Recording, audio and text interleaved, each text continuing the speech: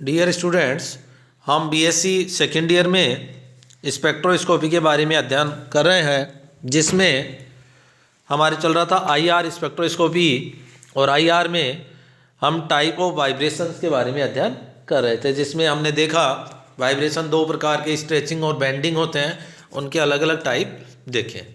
तो आज हम उसी को आगे बढ़ाते हुए अध्ययन कर रहे हैं हुक नियम।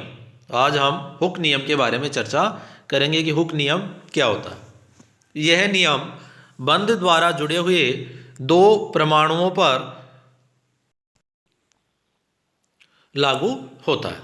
इस नियम से बंध की स्ट्रेचिंग वाइब्रेशन फ्रीक्वेंसी को ज्ञात किया जाता है। तो इस नियम के अनुसार, ये नियम क्या कहता है? इस नियम के अनुसार कंपन की आवृत्ति बंध के फोर्स कांस्टेंट के वर्गमूल के समानुपाती होती है तथा रिड्यूस मास के वर्गमूल के व्युत्क्रमानुपाती होती है। अर्थात इसकी फ्रीक्वेंसी बोले या वेव नंबर फोर्स कांस्टेंट के तो वर्गमूल के समानुपाती या प्रोपोर्शनल होती है तथा रिड्यूस मास के वर्गमूल के व्युत्क्रमानुपाती या इन्वर्सली प्रोपोर्शनल होती है। देखो, इसको किस तरह से हम मैथमेटिकल रूप से रिप्रेजेंट करें तो ये होगा न्यू बार क्या होता है? Wave number. Nu bar equal to nu upon c equal to 1/2 pi c bracket के क्या हो गया यहाँ पर? Force constant upon m1 m2 upon m1 plus m2 का हाफ। इसको लिखें तो बराबर 1/2 पाई सी अंडर रूट के, और m1 m2 upon m1 plus m2 को क्या लिख देंगे? म्यू, रिड्यूस्ड मास। तो देखो 2 पाई और c ये तीनों क्या रहते हैं? कांस्टेंट या स्थिर राशियां हैं, इसलिए इन तीनों को स्थिर मानने पर हम कैसे लिख सकते हैं? Nu bar equal to nu upon C, और ये प्रोपोर्शनली साइन अंडर रूट की, और म्यू के रूप में लिखें तो इन्वर्सली प्रोपोर्शनल 1/म्यू का अंडर रूट। अर्थात वेव नंबर या फ्रीक्वेंसी फोर्स कांस्टेंट के वर्गमूल के समानुपाती तथा रिड्यूस मास के वर्गमूल के व्युत्क्रमानुपाती होती है। तो म्यू क्या हो गया यहाँ पर? रिड्यूस मास, और इसे दर्शाएंगे m1 m2 upon m1 plus m2, और ये होगा ग्राम में। के क्या हो गया यहाँ पर? फोर्स कांस्टेंट कहलाता है, और ये बॉन्ड स्ट्रेंथ को प्रदर्शित करता है, अर्थात बॉन्ड स्ट्रेंथ पर डिपेंड करता है। बॉन्ड स्ट्रेंथ का मतलब कि बॉन्ड जितना मजबूत होगा के का मान उतना ही अधिक होगा। तो हम 3 तरह के बॉन्ड पढ़ते हैं ऑर्गेनिक केमिस्ट्री में, सिंगल, डबल और ट्रिपल। तो सिंगल बॉन्ड के लिए जितना मान होगा के का, डबल के लिए उससे डबल, और ट्रिपल के लिए उससे ट्रिपल हो जाता है। तो देखिए आगे, बंध अधिक मजबूत होने पर के का मान भी क्या होगा? अधिक होता है, और के या फोर्स कांस्टेंट की यूनिट होती है डायन पर सेमी। कई बार पूछ लेते हैं ये कि फोर्स कांस्टेंट का मात्रक क्या होता है, तो होता है डायन पर सेंटीमीटर या ग्राम सेकंड -2। तो सिंगल बॉन्ड के लिए फोर्स कांस्टेंट का मान होगा 5 × 10⁵ ग्राम सेकंड -1 ना होकर क्या कर लेंगे यहाँ पर? -2 होता है। डबल बॉन्ड के लिए ये दुगना व ट्रिपल बॉन्ड के लिए 3 गुना हो जाता है। तो के बराबर 2 × 5 × 10⁵। था डबल बॉन्ड के लिए 2 से मल्टीप्लाई कर दिया, ट्रिपल बॉन्ड के लिए 3 से मल्टीप्लाई कर देते हैं। तो इस फॉर्मूले के आधार पर कई बार वेव नंबर या फ्रिक्वेंसी के बारे में पूछ लिया जाता है, तो इन सब की वैल्यू रखकर हम आसानी से वेव नंबर या फ्रिक्वेंसी को कैलकुलेट कर सकते हैं। तो कंपन आवृत्ति या वाइब्रेशन फ्रिक्वेंसी या तरंग संख्या वेव नंबर का मान निम्न पर निर्भर करता है। किस किस पर निर्भर करेगा? बॉन्ड स्ट्रेंथ और रिड्यूस मास पर निर्भर करता है। स्ट्रेचिंग वाइब्रेशन की फ्रिक्वेंसी बॉन्ड स्ट्रेंथ के समानुपाती होती है, अतः बॉन्ड सामर्थ्य जितनी अधिक होगी वाइब्रेशन की फ्रिक्वेंसी उतनी अधिक होगी। जैसे कार्बन डबल बॉन्ड कार्बन की वाइब्रेशनल फ्रिक्वेंसी सिंगल बॉन्ड की वाइब्रेशनल फ्रिक्वेंसी से क्या होगी? हमेशा अधिक होती है। तो वाइब्रेशन फ्रिक्वेंसी की आवृत्ति या फ्रिक्वेंसी समानीत द्रव्यमान के क्या होती है, व्युत्क्रमानुपाती। तो रिड्यूस मास या समानीत द्रव्यमान जितना अधिक होगा फ्रिक्वेंसी उतनी ही क्या हो जाएगी, कम हो जाएगी। जैसे एक तो OH बंध लें और एक कार्बन कार्बन बंध लें, तो OH बंध की एब्जॉर्प्शन फ्रिक्वेंसी का मान कार्बन कार्बन बंध की एब्जॉर्प्शन फ्रिक्वेंसी से क्या होगा, अधिक होगा, क्योंकि इसमें दोनों का लेंगे हम O और H, और ये कार्बन कार्बन। तो OH में देखो ऑक्सीजन का 16 और हाइड्रोजन का 1 17 ही हुआ, कार्बन कार्बन का 1 का 12 है, तो 12 और 12 कितने हो जाएंगे, 24। तो अधिक किसकी हो जाएगा, जिसका रिड्यूस मास कम होगा उसकी एब्जॉर्प्शन फ्रिक्वेंसी का मान अधिक होता है। तो ये था हमारे हुक लॉ। नेक्स्ट है सलेक्शन रूल्स या चेन के नियम, कि IR एब्जॉर्प्शन में सलेक्शन रूल या चेन के नियम क्या होंगे, अर्थात कौन सा अणु IR एक्टिव होगा और कौन सा इनएक्टिव होगा। तो सलेक्शन रूल्स की सहायता से किसी विकिरण के एब्जॉर्प्शन की आवृत्ति या एब्जॉर्प्शन फ्रिक्वेंसी को ज्ञात किया जा सकता है। किसी अणु द्वारा IR का अवशोषण करने पर, कि जैसे ही हम मॉलिक्यूल पर क्या डाल रहे हैं, IR रेडिएशन डाल रहे हैं, तो IR रेडिएशन डालने पर वो क्या करेगा, उनका एब्जॉर्प्शन करेगा। एब्जॉर्प्शन या अवशोषण करने के बाद यदि अणु के डाइपोल मोमेंट में चेंज होता है तो इसका मतलब वो क्या होगा, IR एक्टिव, और यदि चेंज नहीं होता है तो क्या होगा, IR इनएक्टिव। तो अणु में सिमेट्री के कारण कुछ अवशोषण बैंड सक्रिय नहीं होते हैं तथा कुछ क्या होते हैं, सक्रिय होते हैं।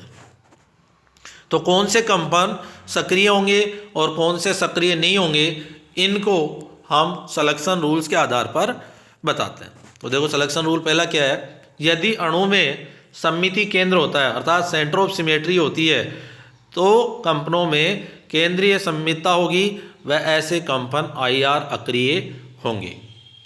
और रमन स्पेक्ट्रोस्कोपी भी आगे आएगी, हम BSc फाइनल में पढ़ेंगे, तो रमन क्या होंगे, वो सक्रिय हो जाएंगे। और यदि अणु में सममिति केंद्र नहीं है तो कंपनों में केंद्रीय सममितता नहीं होगी और ऐसे कंपन IR सक्रिय, वो रमन क्या होंगे, अक्रिय या नॉन रिएक्टिव होंगे, अर्थात रमन स्पेक्ट्रोस्कोपी रिप्रेजेंट नहीं करेंगे।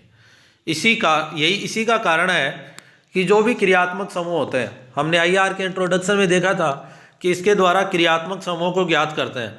तो क्रियात्मक समूह को क्यों ज्ञात करते हैं, कि जो भी क्रियात्मक समूह होते हैं उनमें केंद्रीय सममिति या सेंटर ऑफ सिमेट्री नहीं होती है, इसलिए ये IR का एब्जॉर्प्शन करते हैं और IR सक्रिय हो जाते हैं। जैसे हमने देखो CO2 कार्बन डाइऑक्साइड के वाइब्रेशन लिखे हैं, फर्स्ट है symmetric stretching, second asymmetric stretching और दो हैं बेंडिंग वाइब्रेशंस। तो देखो फर्स्ट जो सिमेट्रिक स्ट्रेचिंग लिखा है इसमें डाइपोल मोमेंट में जीरो परिवर्तन क्या है, जीरो है, तो ये क्या होंगे, IR अक्रिय। दूसरे में डाइपोल मोमेंट कुछ मात्रा में होता है इसलिए क्या हो जाएंगे, IR सक्रिय होते हैं और 2350 सेंटीमीटर इनवर्स पर एब्जॉर्प्शन दर्शाते हैं। थर्ड और फोर्थ डीजनरेट होते हैं कि अणु में उपस्थित बंधों में केवल बॉन्डिंग वाइब्रेशन समान होते हैं परंतु इनका जो प्लेन है वो एक दूसरे के क्या है, परपेंडिकुलर। देखो एक में नीचे जा रहे हैं तो दूसरे में ऊपर जा रहे हैं, उनके तल या प्लेन क्या है, परपेंडिकुलर है, इसलिए स्पेक्ट्रम में ये दोनों बेंडिंग वाइब्रेशन एक ही स्थिति पर एब्जॉर्प्शन दर्शाते हैं और उसकी वैल्यू कितनी होती है, 667 सेंटीमीटर इनवर्स। इस प्रकार CO2 में दो बैंड आते हैं, एक 2350 पर स्ट्रेचिंग के कारण और दूसरा 667 सेंटीमीटर इनवर्स पर बेंडिंग वाइब्रेशंस के कारण। इस तरह से सलेक्शन रूल के आधार पर हम बता सकते हैं कि यदि अणु में शॉर्ट में क्या है कि डाइपोल मोमेंट में चेंज हो रहा है तो वो क्या होंगे, IR सक्रिय, और यदि डाइपोल मोमेंट में चेंज नहीं होता है तो IR अक्रिय हो जाता है। नेक्स्ट है IR बैंडों की तीव्रता व स्थिति। तो IR देखो, अब देखिए हम इसकी इंटेंसिटी और पोजीशन क्या होगी। तो IR स्पेक्ट्रम में अवशोषण बैंड की इंटेंसिटी अणु की मूल अवस्था के डाइपोल मोमेंट, मतलब जो ग्राउंड स्टेट में है तब उसका डाइपोल मोमेंट और जैसे ही उस पर हमने IR एडिशन डाली है तो वो क्या हो जाता है, एक्साइट। तो एक्साइटेड स्टेट के डाइपोल मोमेंट के अंतर पर निर्भर करती है। इन दोनों के बीच में अंतर जितना अधिक होगा, एब्जॉर्प्शन की इंटेंसिटी उतनी ही क्या होगी, अधिक होगी। और यदि डाइपोल मोमेंट में चेंज शून्य या जीरो होगा तो वे कंपन IR अक्रिय होंगे। तो IR एब्जॉर्प्शन की तीव्रता को पूर्ण एक्यूरेसी या यथार्थता से ज्ञात नहीं करता, एग्जैक्ट इनकी वैल्यू नहीं ज्ञात की जाती है। केवल क्या बताता है ये कि पीक या तो क्या होगी, शार्प होगी या मीडियम होगी या वीक हो जाएगी। तो किसी यौगिक के IR स्पेक्ट्रम में अवशोषण तीव्रता वाली बैंड की स्थिति उस अणु की संरचना या स्ट्रक्चर पर निर्भर करती है। संरचना या स्ट्रक्चर पर किस तरह से निर्भर करती है कि अणु में बंद बीच में भी पाए जाते हैं और कोनर या शीर्ष पर सिरों पर भी होते हैं। तो जो अणु के बीच में बंद स्थित होते हैं उनमें केवल क्या होती है, स्ट्रेचिंग होती है, और जो सिरों पर बॉन्ड होते हैं उनमें स्ट्रेचिंग और बेंडिंग दोनों प्रकार के कंपन होते हैं। तो बेंडिंग के लिए कम ऊर्जा की आवश्यकता होती है, तो वो तो कम वेव नंबर या कम फ्रिक्वेंसी पर एब्जॉर्प्शन दर्शाते हैं, जबकि स्ट्रेचिंग के लिए अधिक ऊर्जा की आवश्यकता होती है, तो वो हायर वेव नंबर या हायर फ्रिक्वेंसी पर एब्जॉर्प्शन दर्शाते हैं। और यदि किसी यौगिक में हाइड्रोजन बॉन्ड बन रहा है तो हाइड्रोजन बॉन्ड बनने पर भी अवशोषण बैंड की इंटेंसिटी प्रभावित होती है। तो हाइड्रोजन बॉन्ड बनने पर बॉन्ड लेंथ क्या हो जाती है, कम हो जाती है, और बॉन्ड लेंथ कम होने के कारण इनके स्ट्रेचिंग वाइब्रेशन के लिए कम एनर्जी की आवश्यकता होगी, अर्थात कम फ्रिक्वेंसी पर वो एब्जॉर्प्शन दर्शाते हैं। अब कौन सा क्रियात्मक समूह है किस फ्रिक्वेंसी पर एब्जॉर्प्शन दर्शाता है, इसको हमने एक टेबल के रूप में लिखा है। इनकी वैल्यू है, ये इंपॉर्टेंट होती है, बहुत बार पूछ लिया जाता है कि कौन सा क्रियात्मक समूह है किस रेंज में एब्जॉर्प्शन दर्शाता है। तो इनकी वैल्यूज़ आप सब याद करेंगे। तो देखो इनकी वैल्यू कैसे लिख रखी है, एक एक को हम थोड़ा थोड़ा बताएं। तो फर्स्ट है OH, एल्कोहलिक क्रियात्मक समूह हो तो उसमें OH स्ट्रेचिंग होगी, और देखो OH स्ट्रेचिंग कहाँ जाएगी, 3200 से लेकर 3600 सेंटीमीटर इनवर्स पर यदि ब्रॉड और स्ट्रॉन्ग पीक आ रही है, इसका मतलब उसमें एल्कोहलिक समूह उपस्थित है। दूसरी है NH2 के कारण NH की स्ट्रेचिंग होगी, वो 3350 से 3550 के बीच में आ रही है, और इसके बीच में भी यदि दो बैंड आ रहे हैं, 2 स्पाइक आ रही है, इसका मतलब तो कौन सी एमीन होगी, वो प्राइमरी एमीन। यदि 1 बैंड आ रहा है या 1 स्पाइक है तो सेकेंडरी एमीन, और यदि इसके बीच में कोई बैंड नहीं आती है तो वो कौन सा एमीन होगा, टर्सरी एमीन हो जाएगा। इसके बाद alkyne, carbon triple bond carbon, तो 3300 सेंटीमीटर इनवर्स में इसके कारण वीक पीक आती है। डबल बॉन्डेड कार्बन की पीक आती है 3010 से 3095 के बीच में, यदि मीडियम पीक आ रही है, इसका मतलब उसमें कार्बन कार्बन डबल बॉन्ड उपस्थित है। यदि 3000 से थोड़ा सा ऊपर कोई पीक आती है, जैसे 3005, 7, 10, 15 तक, तो उसमें कौन सा होगा, कार्बन सिंगल बॉन्डेड, हाइड्रोजन से जुड़ा होगा, अर्थात सेचुरेटेड कार्बन उपस्थित होगा, एल्केन हो सकती है। यदि 2720 से 2820 पर डबलेट आती है, डबलेट का मतलब 2 पीक एक साथ जुड़ी हुई है, तो वहाँ पर कौन सा फंक्शनल ग्रुप होगा, एल्डिहाइड क्रियात्मक समूह उपस्थित होगा। यदि 2500 से 3000 के बीच में पीक आ रही है तब कौन सा समूह होगा, कार्बोक्सिलिक समूह। यदि 2200 के आसपास पीक आती है तो उसमें होगा नाइट्राइल समूह, CN। तो 2200 से जस्ट ऊपर आती है तो नाइट्राइल, और जस्ट नीचे आ जाती है थोड़ा सा तो उसमें क्या होगा, कार्बन ट्रिपल बॉन्ड कार्बन।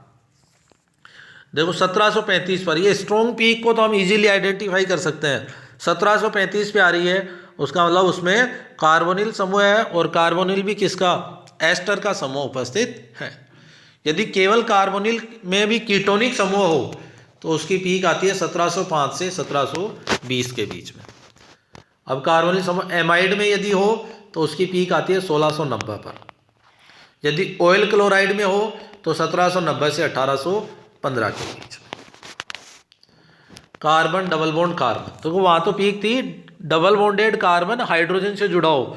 यदि कार्बन डबल बॉन्ड कार्बन है तो उसकी पीक आएगी 1640 से 1680 के बीच में, और कार्बन डबल बॉन्ड नाइट्रोजन है तो 1660 से 1680 के बीच में। यदि एरोमेटिक रिंग प्रेजेंट है जो 1400 से लेकर 1600 सेंटीमीटर इनवर्स के बीच में 3-4 बैंड आती हैं, इसी रेंज में 3-4 पीक हमें दे रखी हो, इसका अलावा उसमें एरोमेटिक रिंग उपस्थित है। यदि ONO नाइट्राइट समूह उपस्थित है तो 1650 से 1680 और 1625 से 1660 के बीच में 2 पीक आती हैं, इसका मतलब कौन सा समूह है वहाँ पर? नाइट्राइट।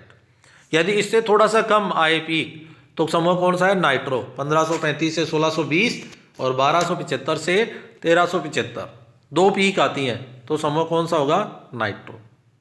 यदि 1050 से 1150 के बीच में पीक आती है तो वहाँ समूह कौन सा होगा? ईथर।